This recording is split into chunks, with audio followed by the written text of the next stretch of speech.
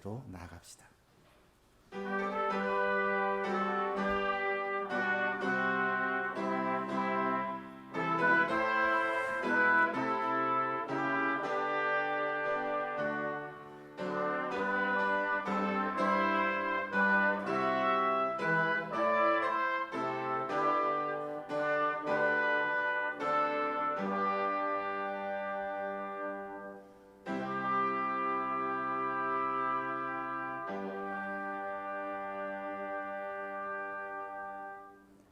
너희는 여호와를 만날 만한 때에 찾으라. 가까이 계실 때에 그를 부르라. 악인은 그의 길을, 불의한 자는 그의 생각을 버리고 여호와께로 돌아오라. 그리하면 그가 긍휼히 여기시리라. 우리 하나님께로 돌아오라. 그가 너그럽게 용서하시리라. 아멘. 우리를 긍휼히 여기시고 우리의 모든 죄와 허물을 용서하시겠다고 약속하신 주님, 이 시간 주님의 그 긍휼과 사랑을 의지하며 사모하며 주님 앞에 나왔습니다. 주의 백성들에게 예비하신 은혜를 베풀어 주시고 하나님을 만남으로 말미암아 우리의 영과 혼과 몸이 힘을 얻고 이 땅 가운데 살아가는 동안 하나님의 백성답게 하나님의 자녀답게 살 수 있도록 주의 성령으로 충만케 하여 주옵소서. 예배 가운데 주님을 만나고 주님과 교제할 때 우리가 가장 복된 경험을 하는 귀한 시간 되게 하여 주옵소서. 예수님의 이름으로 기도하옵나이다. 아멘. 44장 찬송합니다.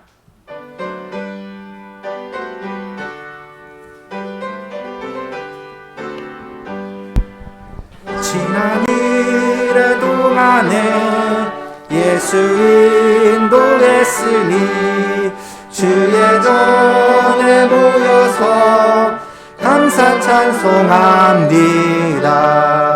가장 복된 이날은 하늘 안식교로다.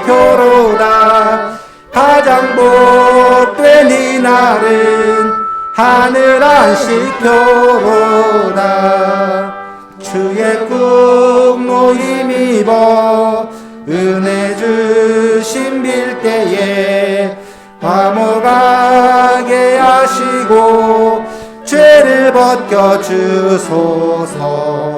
세상 걱정 버리고 은혜 받게 하소서. 세상 걱정 버리고 은혜 받게 하소서. 하나님의 이름을 찬송하러 왔으니 모임 중에 계시고 영광 나타내소서. 기쁜 하늘 잔치에 참여하게 하소서. 기쁜 하늘 잔치에 참여하게 하소서. 주의 기쁜 복음을 모두 듣게 하시고 주의 은혜 베풀어 위로하여 주소서. 주님 오실 때까지 이 날 지키리로다. 주님 오실 때까지 이 날 지키리로다.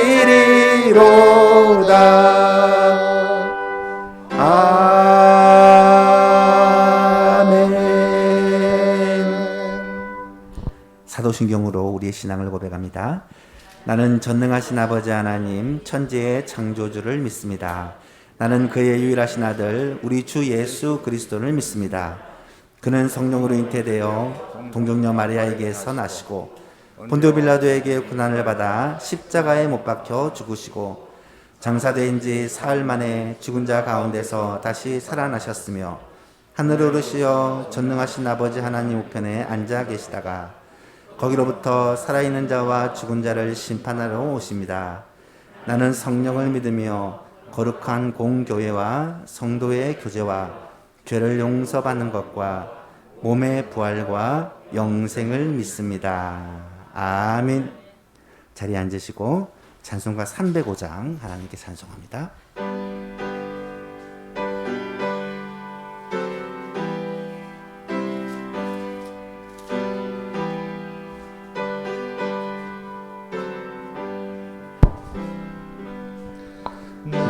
같은 죄인 살리시 주 은혜 놀라워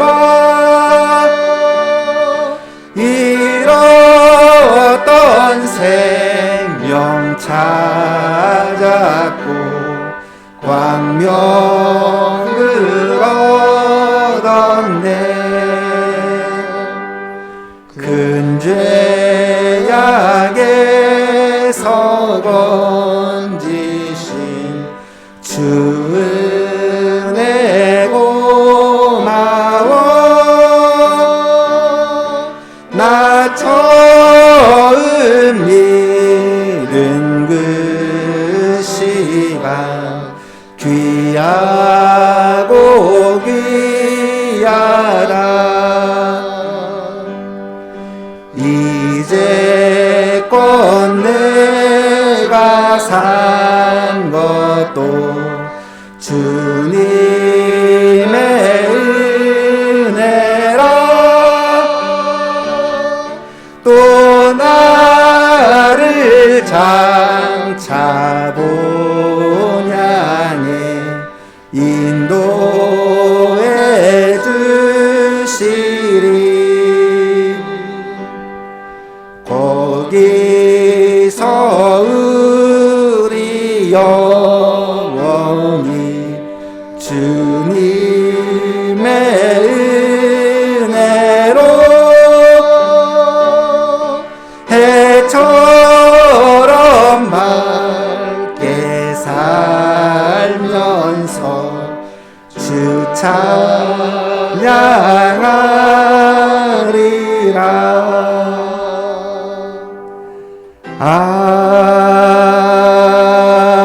아멘. 오동환 장로님 기도 인도해 주시겠습니다.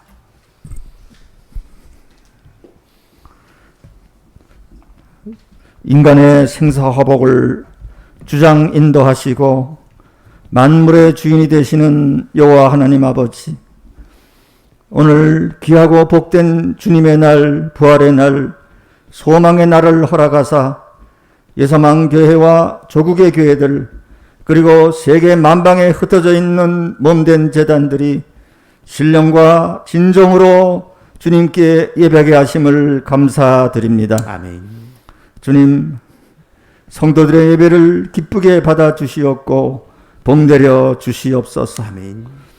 주님의 그 십자가 보혈의 공로로 인하여 죄인의 자리에 머물지 아니하고 하나님의 양자로서 구원의 도를 걷게 하신 그 은혜, 그 사랑에 참으로 감사를 드립니다. 아멘. 주님, 예서망의 모든 성도들 하나님의 말씀을 늘 사모하며 배우고 익히고 실천하여 성숙된 그리스도인, 세상을 능히 이기는 멋진 그리스도인이 되게 하옵소서. 아멘. 세상 만사에 조금도 흔들리지 아니하도록 성령님 새 힘과 능력을 주시옵고 주님의 행적을 따라 빛과 소금의 역할을 넉넉히 감당하며 땅끝까지 이르러 주님의 증인이 되는 하나님의 백성들 되게 하여 주시옵소서. 아멘. 세계 각처에서 지진이 일어나고 이상기후로 인한 홍수가 범람하고 있으며 코로나19 변이 바이러스가 창궐하고 있습니다. 사랑하는 성도들, 이 세상 만물의 마지막을 당하여 조금도 흔들리지 않게 하시고 마음을 강하게 담대하게 행할 수 있도록 믿음의 믿음을 더하여 주시옵소서. 아멘. 주님, 목마른 사슴이 시냇가의 물을 찾듯 심령의 갈증으로 지친 영혼들에게 긍휼을 베풀어 주소서. 속히 코로나19가 물러가고 마음껏 예배하고 찬양하며 식탁에 교제를 할 수 있도록 은총을 베풀어 주시옵소서. 아멘. 육신의 아픔으로 고통당하는 성도들에게 주님의 피부든 손으로 안수하여 주소서. 깨끗하게 치료하여 주시고 영육의 강건함을 허락하여 주시옵소서. 아멘. 사업과 직장에 어려움을 당하는 지체들에게 주님의 선한 길로 인도하사 막혔던 문제가 해결받고 소망의 발걸음을 걷게 하여 주옵소서. 아멘. 자녀들의 취업과 결혼, 학업을 위해 눈물로 기도하는 성도들의 기도에 응답하여 주소서. 주 안에서 아름답고 복된 발걸음이 되게 하여 주옵소서. 무더운 여름을 통과하며 예서만교회 성도들 조금도 상치 않도록 눈동자같이 지켜주시옵고 성령님과 함께 동행함으로 날마다 때마다 승리하게 하옵소서. 아멘. 박일천 담임 목사님께 능력과 권능을 더하셔서 피곤하거나 낙심치 않게 하여 주시옵고 오직 십자가의 주님만 바라보며 맡겨진 사역 잘 감당케 하옵소서. 아멘. 두 분의 전도사님 섬기는 사역에 새 힘을 더하시고 가정에 은총을 베풀어 주옵소서. 아멘. 방송을 위해 쓰시는 서집사님과 찬양 악기팀 그리고 예배를 위해 수종드는 손길들에게 주님의 한량없는 축복으로 함께 하옵소서. 아멘. 모든 것 감사드리오며 예수 그리스도의 이름으로 기도드립니다. 아멘.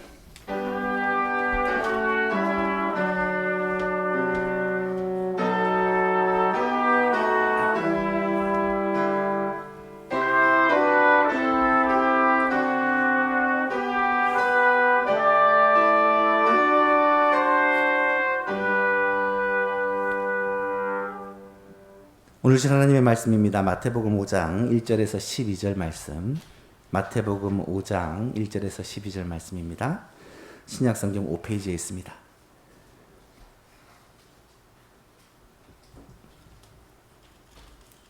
마태복음 5장 1절부터 12절까지 한 절씩 교독하겠습니다. 예수께서 무리를 보시고 산에 올라가 앉으시니 제자들이 나온지라. 입을 열어 가르쳐 이르시되 심령이 가난한 자는 복이 있나니 천국이 그들의 것이며 애통하는 자는 복이 있나니 그들이 위로를 받을 것이며 온유한 자는 복이 있나니 그들이 땅을 기업으로 받을 것이며 의에 줄이고 목마른 자는 복이 있나니 그들이 배부를 것이며 긍휼히 여기는 자는 복이 있나니 그들이 긍휼히 여김을 받을 것이며 마음이 청결한 자는 복이 있나니 그들이 하나님을 볼 것이며 화평하게 하는 자는 복이 있나니 그들이 하나님의 아들이라 일컬음을 받을 것이며 의를 위하여 박해를 받은 자는 복이 있나니 천국이 그들의 것임이라. 나로 말미암아 너희를 욕하고 박해하고 거짓으로 너희를 거슬러 모든 악한 말을 할 때에는 너희에게 복이 있나니 기뻐하고 즐거워하라. 하늘에서 너희의 상이 큼이라. 너희 전에 있던 선지자들도 이같이 박해하였느니라. 아멘. 할렐루야 악기팀 하나님께 찬양으로 영광 돌리겠습니다.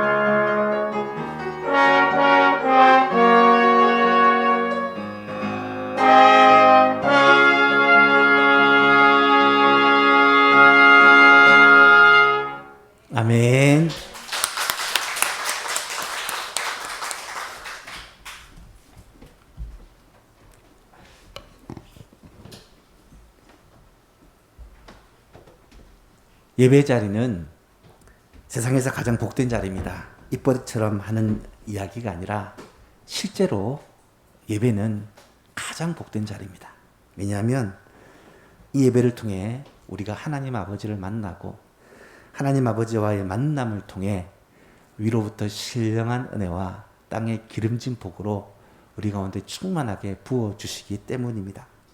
삼위 하나님의 은혜와 평강 그리고 위로하심이 이 예배를 통하여 우리 예수만교회 모든 성도들과 성도들의 가정에 함께 하시기를 주님의 이름으로 축복합니다. 벌써 4주째 이렇게 함께 모여 예배를 드리지 못하고 영상으로 예배를 드리고 있습니다. 사회적 거리두기가 4단계라면 마지막까지 간 거예요. 하지만 코로나 상황은 조금도 좋아지지 않고 있습니다. 오히려 델타 변이가 줄을 이루면서 더 창궐하고 있고요. 많은 나라들에서는 이제 더 이상 감당이 되지 않아서 거의 국가의 비상 사태, 전쟁, 준정시 상황이 되는 모습들을 우리가 많이 지켜보고 있습니다. 국가도 어쩔 수 없이 2주 동안 또다시 4단계를 연장을 시켰습니다. 참 고민이 많이 되었습니다. 어떻게 해야 되나? 예배가 함께 모여드리는 예배가 이렇게 멈춰지는 것이 하나님의 뜻이 아닐 것인데 고민을 하는 가운데 마지막 2주만 우리가 영상을 통해 예배를 드리고 8월 마지막 주부터는 함께 모여 예배를 드려야 되겠다라고 그렇게 결론을 내리게 되었습니다. 물론 위험하고 그리고 심각한 상황은 확실합니다. 그렇지만 예배를 드리는 가운데 감염이 될 만한 그런 위험의 요소들은 사실 거의 없는 것도 사실입니다. 모두가 마스크를 쓰고 있고 또 서로 마주보고 대화하고 이러지 않고요. 음식을 먹는다거나 또 서로 대화를 나누고 있지도 않습니다. 그렇다면 이 예배를 통해 감염될 확률은 거의 제로다라고 보아도 틀림이 없겠죠. 여러분, 이 상황이 빨리 잠잠해져야 되겠지만 우리들의 마음속에 이 예배의 소중함, 예배에 대한 사모함, 기대감들이 더 간절해져서 우리가 함께 모여서 하나님께 예배를 드릴 수 있도록 어떤 어려움과 어떤 위험 속에서도 정말로 예배에 목숨을 걸 수 있도록 그렇게 기도하고 사모하면서 준비했으면 좋겠습니다. 함께 모여드리지 못하는 이 예배를 더 간절히 바라보기를 소원하고 집에서 예배를 드릴 때도 시간을 잘 지키시고 예배에 온 가정이 함께 잘 준비해서 최고로 예배를 하나님께 올려드렸으면 좋겠고요. 최고의 하나님께서 최고의 예배를 받으시기에 부족함이 없으신 분인데 혹시 우리의 예배가 하나님 앞에 바르게 드리지 못하는 예배가 되지 않도록 한 번 더 우리의 모습들을 가다듬었으면 좋겠습니다. 오늘도 우리에게 힘을 주시는 말씀으로 설교를 시작하려고 합니다. 제가 지치고 힘들 때마다 참 많이 묵상하는 말씀인데요. 이사야 40장 말씀입니다. 이사야 40장은 39장까지의 치는 예언, 하나님의 심판에 대한 예언이 끝나고 드디어 이스라엘을 위로하는 그 예언이 시작되는 장입니다. 그 이유가 무엇이냐? 결국은 메시아입니다.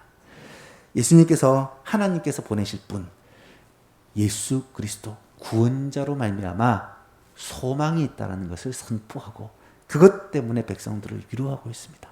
이사야 40장 마지막 부분 같이 한번 우리가 읽고 하나님의 말씀을 나누고자 합니다. 같이 한번 읽습니다. 시작.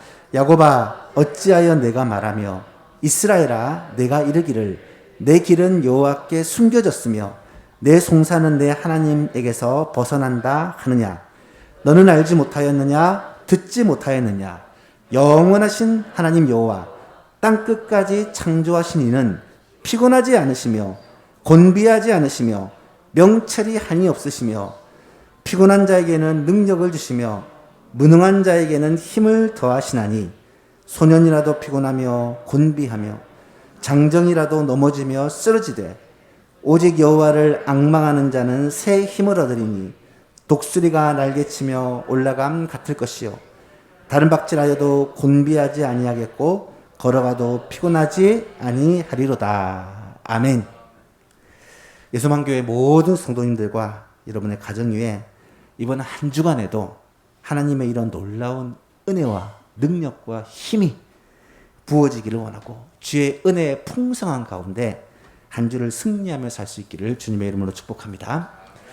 7월과 8월에는 팔복을 통해 주시는 복음이다 라는 주제로 말씀을 나누고 있습니다. 계속해서 말씀드리지만 이 팔복은 그리스도인들을 향한 하나님의 복을 선언하는 것입니다.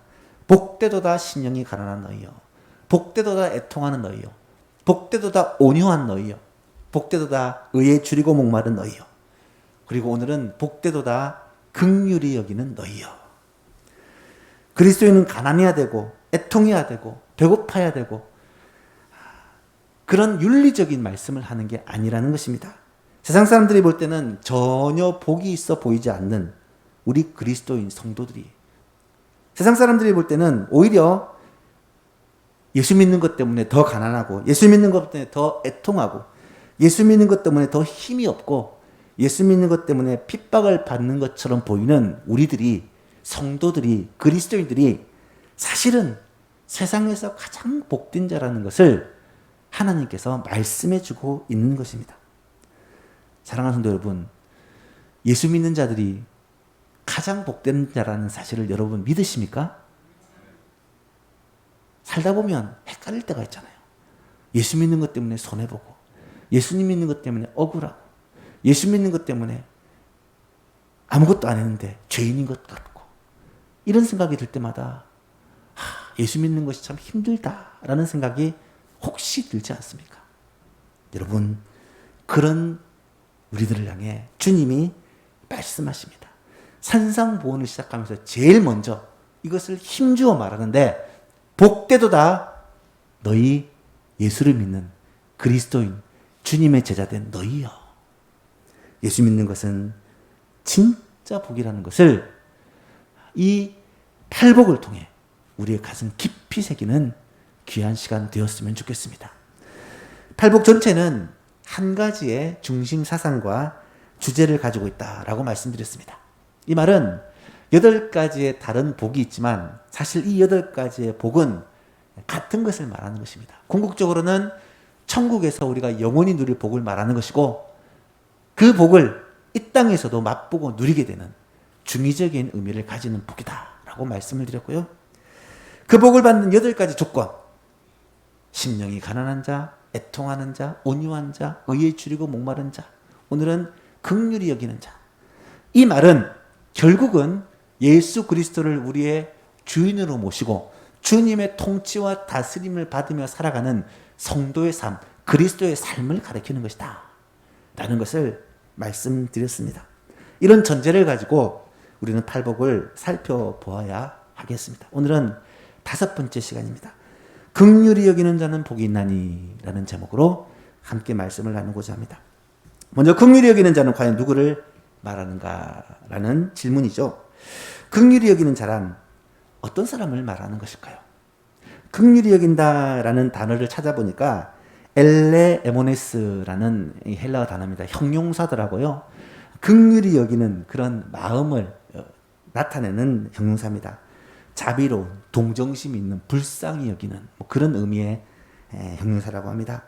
여러분, 긍휼히 여기는 자, 이 말은 우리의 마음에 불쌍히 여기는 마음이 있고 우리의 마음에 자비로운 마음, 동정심을 가지는 그런 마음을 가리키는 것이 긍휼히 여기는 자라는 말입니다.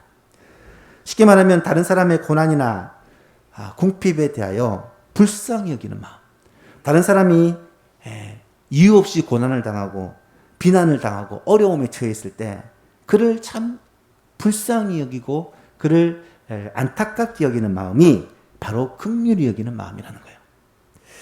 단지 옳고 그름으로 모든 것을 판단하는 것이 아니라 그 사람에 대하여 불쌍히 여기 그 사람 입장에서 생각해 주는 마음을 긍휼, 자비라고 이해할 수가 있습니다.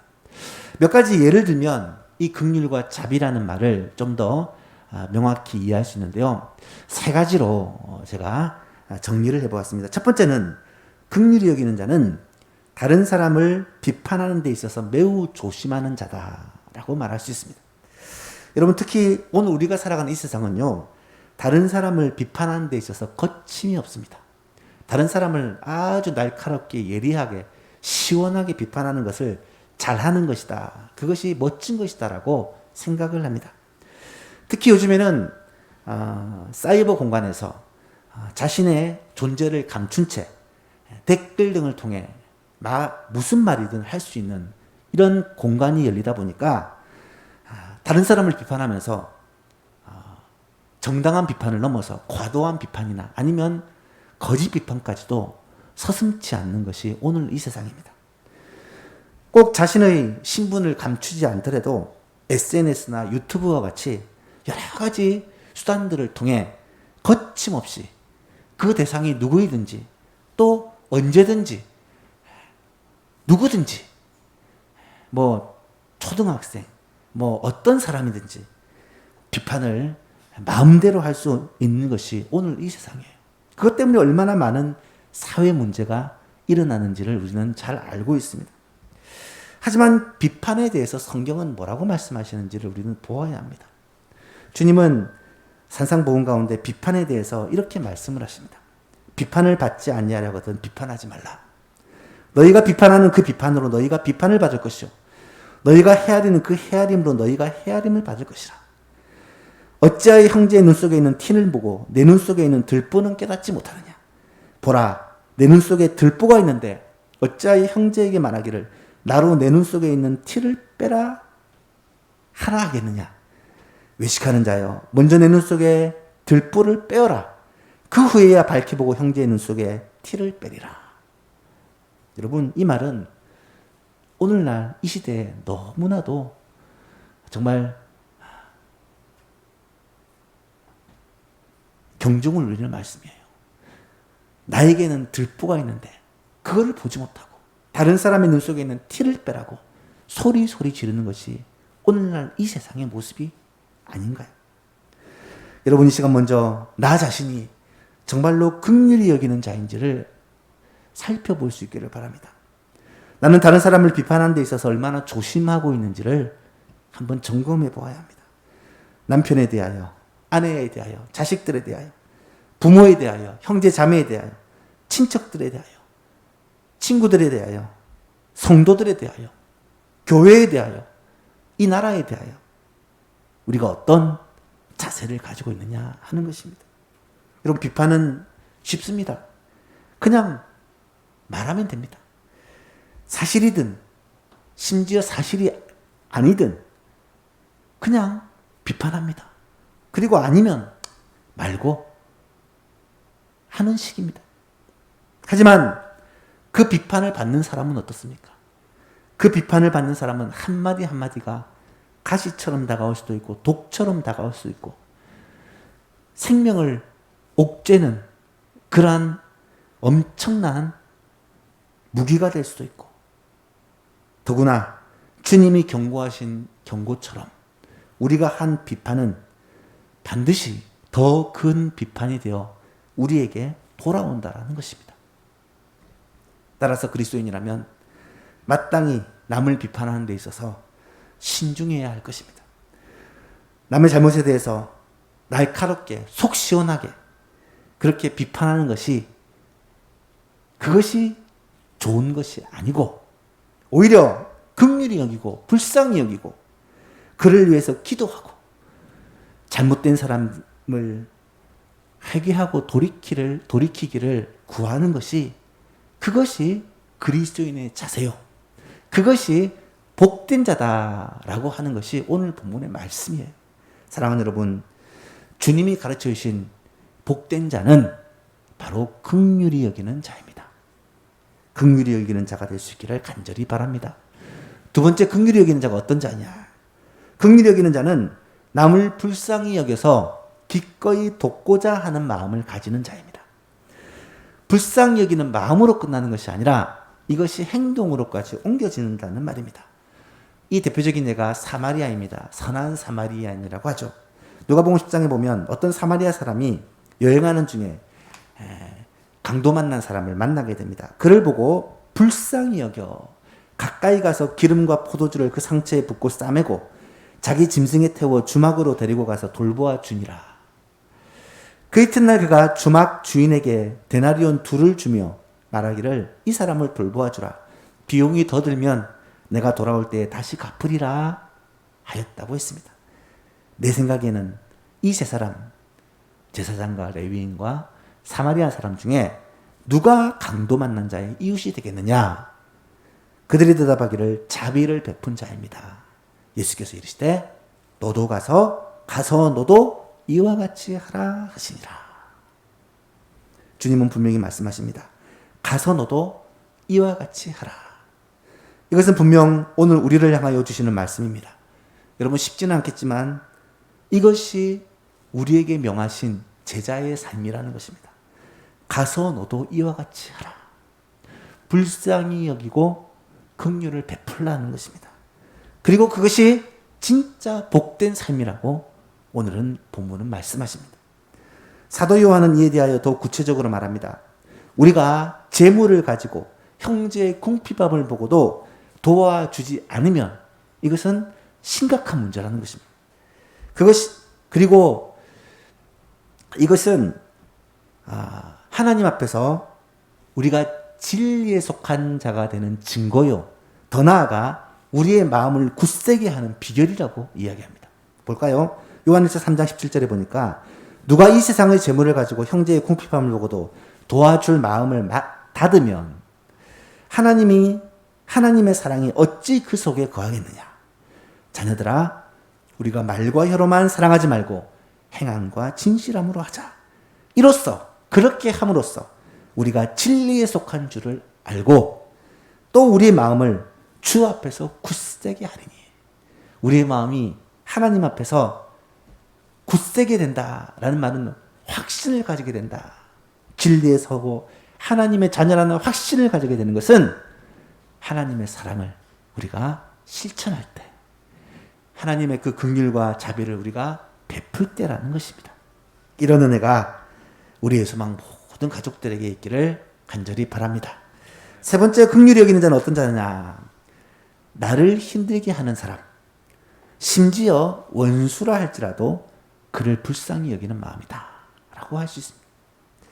주님의 명령은 때론 참 잔인할 때가 있습니다. 우리가 도저히 감당할 수 없는 수준의 계명을 주실 때가 있죠. 산상보훈 말씀이 대표적으로 그런 말씀이잖아요. 몇 번 말씀을 드렸지만 산상보훈의 한 부분을 살펴보면 또 눈은 눈으로 이는 이로 갚으라 하였다는 것을 너희가 들었으나, 이거는 굉장히 인간적이고 상식적인 건데, 나는 너희에게 이르노니, 예수님은 말씀하시기를 악한 자를 대적하지 말라. 누구든지 내 오른쪽 뺨을 치거든 왼편도 돌려대며 또 너를 고발하여 속옷을 가지고 다니는 자에게 겉옷까지 가지게 하며 또 누구든지 너로 억지로 오리를 가게 하거든 그 사람과 심리를 동행하고 내게 구하는 자에게 주며 꾸고자 하는 자에게 거절하지 말라. 또 내 이웃을 사랑하고 내 원수를 미워하라 하였다는 것을 너희가 들었으나 나는 너희에게 이르노니 너희 원수를 사랑하며 너희를 박해하는 자를 위하여 기도하라.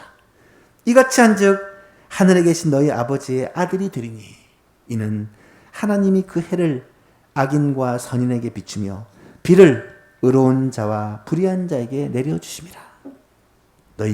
너희가 너희를 사랑하는 자를 사랑하면 무슨 상이 있으리요?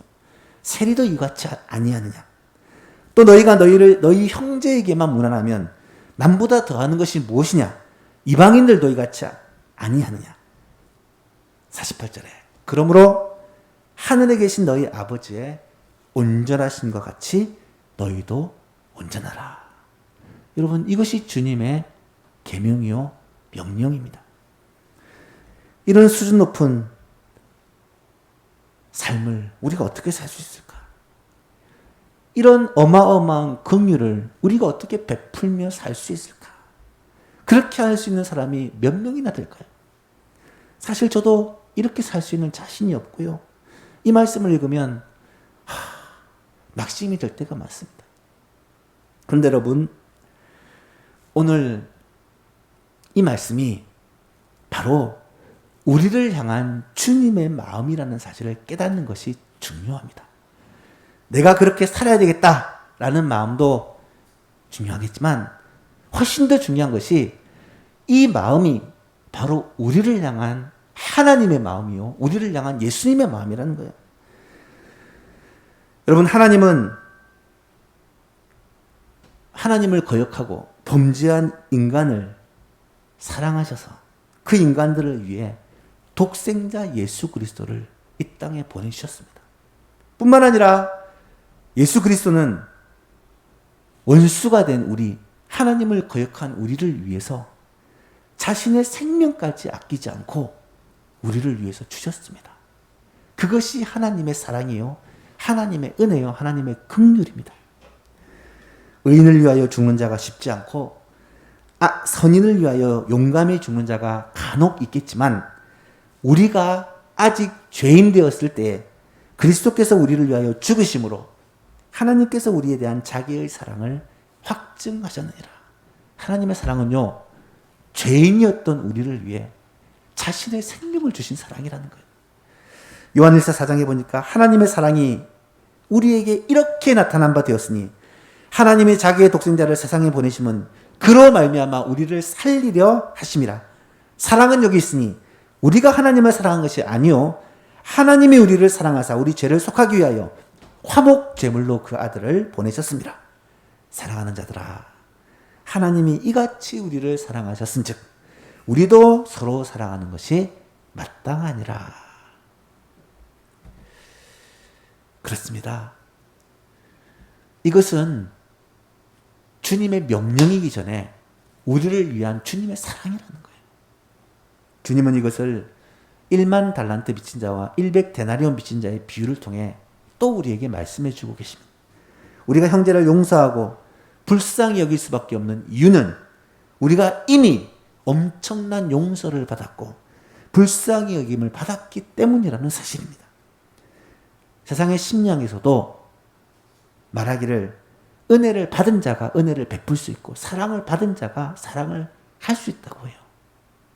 여러분, 우리는 어마어마한 사랑을 받은 자요, 어마어마한 용서를 받은 자요, 긍휼히 여김을 받은 자라는 사실을 기억할 수 있기를 바랍니다. 이런 긍휼의 마음은 내가 가지고 싶다 해서 가져지는 게 아니라 내가 노력해서 얻을 수 있는 것이 아니라 긍휼의 마음은 하나님 아버지의 긍휼을 우리가 받아 누릴 때 우리 안에서 나타나게 된다는 것입니다. 여러분, 성경을 읽으면서 놀라운 사실을 발견했어요. 긍휼이라는 단어를 가지고 신구약 성경을 쭉 검색을 해보니까 놀랍게도 우리가 긍휼을 베풀고 자비를 베풀어야 된다라고 기록된 성경이요, 거의 없어요.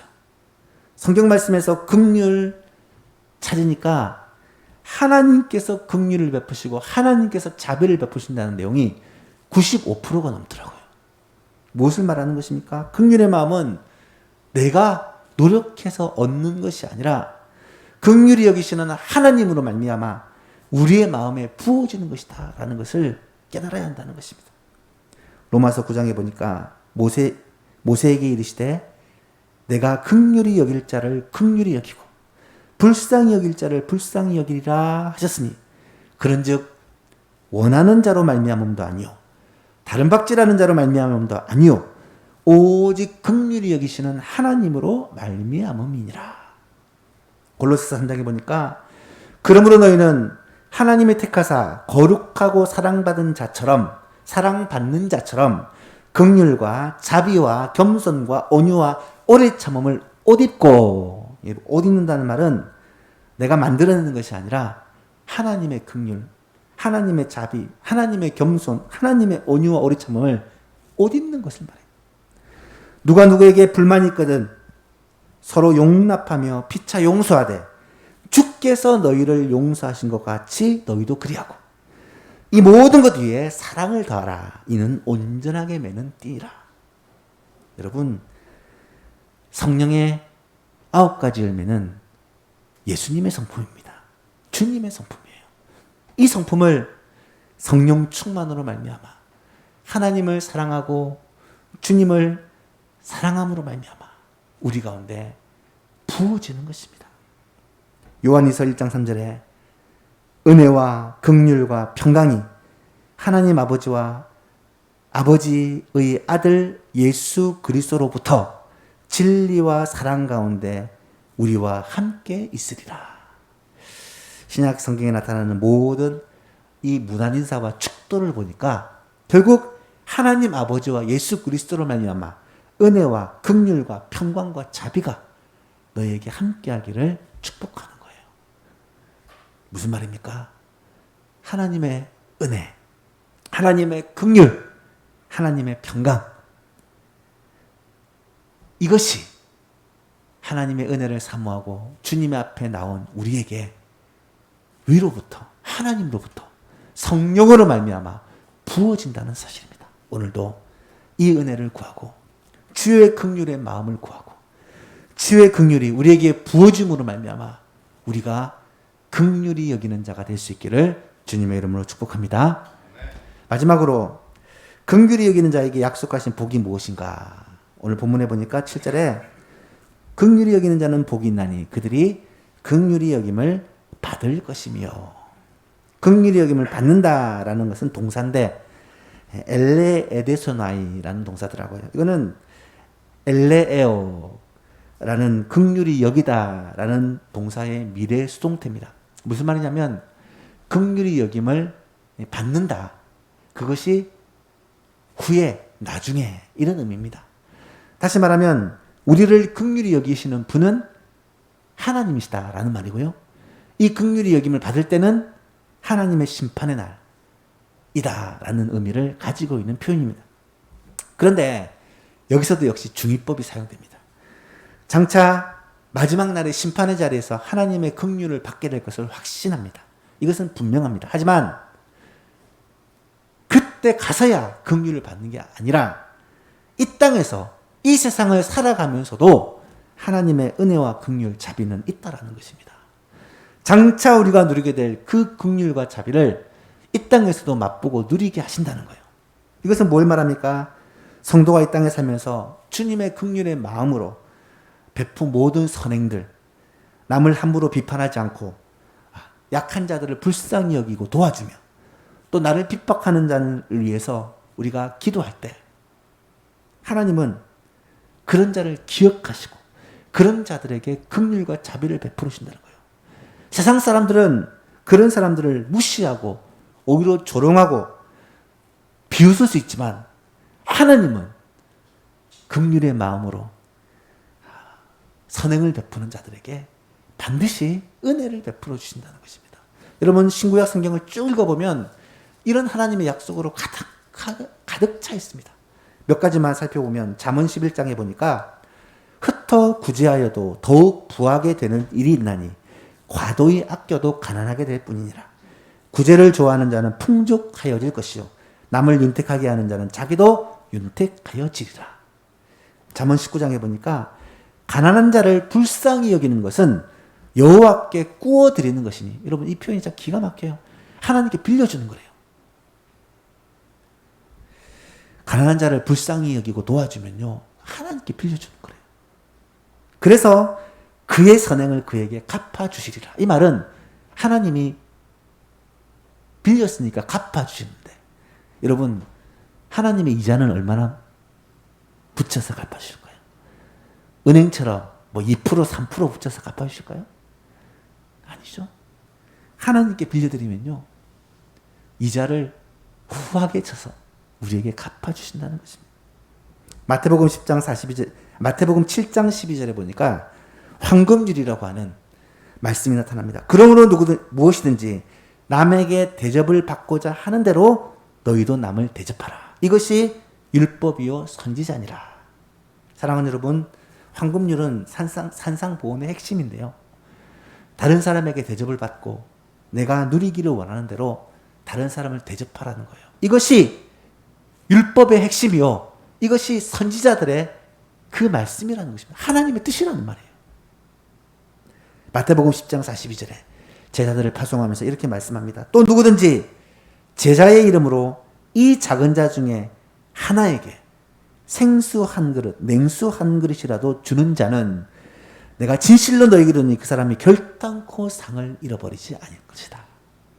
긍휼히 여기고 불쌍히 여기고 조그마한 것들을 나누고 베풀고 섬기고, 그것이 물질적인 것이든 그것이 우리의 기도든 그것이 우리들의 마음과 정성과 눈물이든 무엇이든지 베풀고 나누는 것을 하나님은 기억하시고 결단코 상을 잃어버리지 않으신다라고 약속하고 있는 것입니다. 말씀을 맺습니다. 긍휼히 여기는 자는 복이 있나니 그들이 긍휼히 여김을 받을 것이며. 짧은 말씀이지만 짧기 때문에 이 말씀이 우리의 마음속에 깊이 새겨지고 이번 한 주 동안 우리의 삶에 기억될 수 있기를 축복합니다. 같이 한번 읽어볼까요? 시작. 긍휼히 여기는 자는 복이 있나니 그들이 긍휼히 여김을 받을 것이며. 짧으니까 암송을 하고 이번 한 주간 이 말씀 그대로 긍휼히 여기는 자가 될 수 있기를 간절히 원합니다. 그러기 위해서는 먼저 우리가 긍휼히 여김을 받은 자라는 사실을 깨달아야 돼요. 도저히 받을 자격이 없는 우리가 어마어마한 은혜, 구원의 은혜, 죄와 허물이 용서함을 받는 은혜, 하나님의 자녀가 되는 은혜, 기도 응답을 받는 은혜, 이 엄청난 은혜를 받은 자, 그래서 성도는 가장 행복한 자라는 사실을 꼭 기억할 수 있기를 바랍니다. 나아가서 이제 그 긍휼과 사랑과 자비를 우리가 받았으니까 그 받은 은혜, 받은 사랑, 받은 긍휼을 나누어주고 베푸는 사람이 되어야 될 것입니다. 불쌍히 여기고 긍휼히 여기는 마음을 우리도 품고, 누구를 긍휼히 여겨야 될까요? 우리 주위에 있는 사람, 힘들고 어려운 사람을 위해서 기도해주고 그들에게 따뜻한 말 한마디, 격려를 해주고, 내가 도울 수 있다면 조그만한 것으로라도 돕고 관심을 가지고, 심지어 나를 힘들게 하고 나를 괴롭히는 사람들을 위해서도 대적하는 것이 아니라 하나님의 갚으심에 맡기며 그들을 위해서 기도할 수 있는 그런 은혜가 예수만교회 모든 성도들에게 있기를 주님의 이름으로 축복합니다. 하나님 아버지 감사합니다. 긍휼히 여기는 자는 복이 있다. 긍휼히 여기는 자가 복이 있는 이유는 그가 긍휼히 여김을 받을 것이기 때문이다. 말씀하여 주시니 감사합니다. 이 말씀을 그대로 믿고 한 주간 이 말씀을 우리의 마음에 새기고 살아갈 수 있도록 도와주옵소서. 주님께 받은 긍휼과 사랑과 은혜를 기억하고 감사하며 찬양하게 하시고, 그 은혜와 그 사랑과 그 긍휼을 이제는 우리는 우리의 가족들에게, 우리의 이웃들에게, 우리의 친지들에게, 주위의 사람들에게 나누어주고 베풀며 살 수 있도록 은총을 베풀어 주옵소서. 그래서 우리가 하나님으로부터 긍휼히 여김을 받고 하나님이 예배하신 그 상을 받고 주님이 예배하신 그 놀라운 은혜를 누리며 사는 예수망 모든 가족들 될 수 있도록 주님 함께하여 주옵소서. 함께 모여서 예배드리지 못하는 우리 성도들을 주님께서 기억하여 주시고, 하나님 어디서 예배하든지 그들에게 동일한 은혜를 베풀어 주시며 이 안타까운 일이 오래가지 않고 속히 함께 모여 하나님을 예배하며 감격의 찬양을 드릴 수 있도록 주께서 은혜를 베풀어 주옵소서. 예수님의 이름으로 기도하옵나이다. 아멘. 찬송가 427장 찬송하시면서 준비하신 헌금드립니다.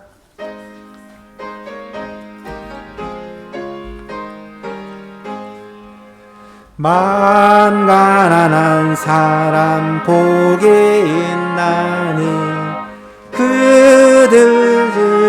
그들의 것이미요 늘에 통하는 이 복이 있나니 그들이 위로를 받으리라.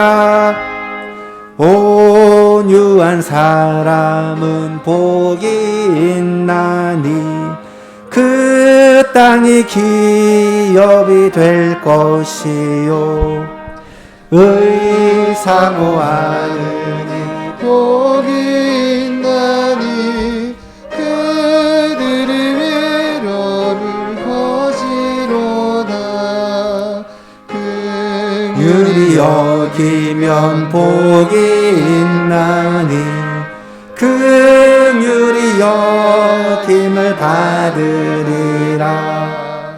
만청결한 사람 복이 있나니 그들이 하나님 볼 것이라. 화평케 하느니 복이 있나니 그들이 하나님 보리라. 핍박을 받느니 복이 있나니 천국이 그들의 것임이라. 주위의 욕보면 복이 있나니 하늘의 큰 상을 받으리라. 성부와 성자와 성령께 영광 영원히 돌리세. 할렐루야. 아멘.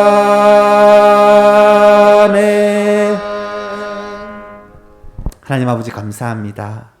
오늘도 우리에게 베푸신 하나님의 은혜와 긍휼과 사랑을 기억하며 감사하며 주님께 예배하고 주께 영광 돌리고 또 예물을 준비하여 주께 드렸습니다.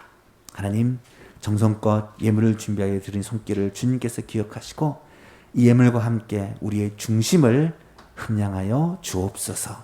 하나님께 드린 이 예물이 정말 하나님의 나라와 복음을 위하여 귀하고 아름답게 잘 사용되게 하여 주시고 이것이 열매를 맺어 믿는 자들이 더하여지고 가난하고 힘들고 어려운 사람들이 힘을 얻고 위로를 얻을 수 있도록 주님 은총을 베풀어 주옵소서. 하나님 아버지 성도들의 삶을 주님께서 주관하시고 간섭하시고 다스려 주옵소서. 하나님 어려울수록 우리의 눈이 현실과 상황 속에 맞춰지지 않게 하시고 하나님을 향하여 우리의 고개를 들게 하여 주시고 하나님을 간절히 찾고 바라보는 믿음을 더하여 주셔서 하나님 먼저 영적인 복, 하나님과의 관계의 복이 풍성하게 하시고 그로 말미암아 이 세상에 필요한 모든 것도 하나님께서 복 주심으로 말미암아 풍성할 수 있도록 은혜를 베풀어 주옵소서. 가정과 건강을 지켜주시고 사업을 축복하시고 직장을 지켜주시고 모든 상 가운데 형통의 복을 더하여 주시며 특별히 건강에 어려움을 겪고 있는 성도들을 주님이 찾아가 주셔서 어루만지시고 회복시켜 주시고 강건하게 하시고 마음의 천국을 날마다 경험할 수 있도록 은총을 베풀어 주옵소서. 어렵고 힘든 상황 속에서도 하나님이 함께 하신다는 임마누엘 이 확신을 가지고 감사하며 찬송하며 살 수 있도록 은혜 베풀어 주옵소서. 감사를 드리며 예수 그리스도의 이름으로 기도하옵나이다. 아멘. 광고 말씀드립니다. 오늘 교회에 등록하신 분이 계시는데요. 우리 백봉은 전도사님이에요. 순복음교회 우리 출신이고 전도사님 사역을 하고 계시다가 지금 몸이 좋지 않아서 잠시 쉬고 계신 것 같아요.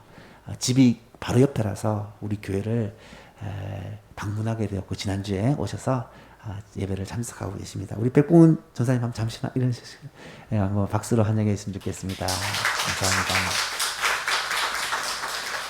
하나님 아버지, 우리 백봉은 전사님 주를 사랑하고 주를 위해 헌신하는 귀한 전도사님인데 또 몸이 좋지 않아서 무릎이 좋지 않아서 걸음을 제대로 걸을 수 없어서 많은 고난을 당하고 있습니다. 하나님 긍휼과 자비가 풍성하신 하나님께서 우리 전도사님을 온전케 하시고 깨끗이 고쳐 주옵소서. 그래서 주를 위해서 마음껏 기도하고 헌신하며 하나님의 나라를 위해서 일할 수 있는 귀한 전도사님이 될 수 있도록 도와주옵소서. 감사드리며 예수님의 이름으로 기도합니다. 아멘.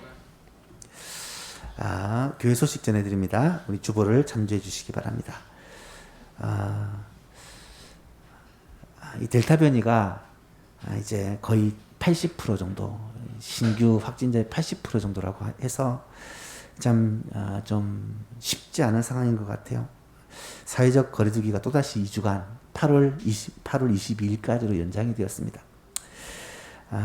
고민하고 기도하는 가운데 이게 마지막이다라고 생각하고 우리 2주간만 더 인내하고 참고 예배를 좀 드렸으면 좋겠고 29일부터는 어떻게든 우리가 함께 모여서 예배를 드릴 수 있도록 그렇게 했으면 좋겠습니다. 마지막 2주간 여러분이 가정에서 예배를 드리더라도 예배 드리는데 최선을 다했으면 좋겠고 수요기도회, 금요기도회도 영상을 통해 참여할 때 여러분 잊지 마시고 예배에 참여하시고 또 매일 기도 제목을 가지고 기도하는 일에도 여러분 동참해 주시길 바라고 새벽 기도회는 열려 있습니다. 10명이 안 되기 때문에 가능합니다. 그런데 새벽에는 언제라도 오셔서 함께 기도에 동참해 주시기를 바랍니다. 정교인 합심기도가 계속되고 있습니다. 저녁 10시에 10분입니다. 시간이 꼭 저녁 10시가 힘들면 여러분이 편할 시간에 하시면 돼요. 홈페이지에 딱 들어가면 기도 제목이 매일 뜹니다. 그 제목 가지고 같이 기도했으면 좋겠고 수요일, 금요일에는 우리 수요 기도회와 금요 기도회 꼭 같이 동참해서 하나님의 말씀을 듣고 기도 제목을 붙잡고 기도할 수 있었으면 좋겠습니다. 꽃길로 갑시다가 지금까지 진행되다가 딱 4주가 방학에 들어갑니다. 지금 역대하까지 진행을 했거든요. 역대하까지 성경을 아직 못 읽은 분들은 이 방학 기간 동안 열심히 읽어서 역대하까지 읽고 방학 끝나고 9월부터는 에스라부터 함께 성경을 읽어갈 수 있었으면 좋겠습니다. 연로하신 성도님들 그리고 환우들이 많습니다. 여러분 꼭 기억해 주시고 기도해 주시기를 바라고요. 저는 이번 주간 또 휴가를 갖게 됩니다. 하나님의 은혜로 신과 회복이 될 수 있도록 여러분 기도 부탁을 드립니다.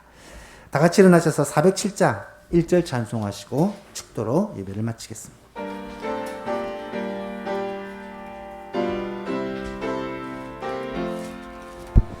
구주와 함께 나 죽었으니 구주와 함께 나 살아도다 영광의 그날에 이르도록 언제나 주만 바라봅니다. 언제나 주는 날 사랑하사 언제나 새 생명 주시나니 영광의 그날에 이르도록 언제나 주만 바라봅니다.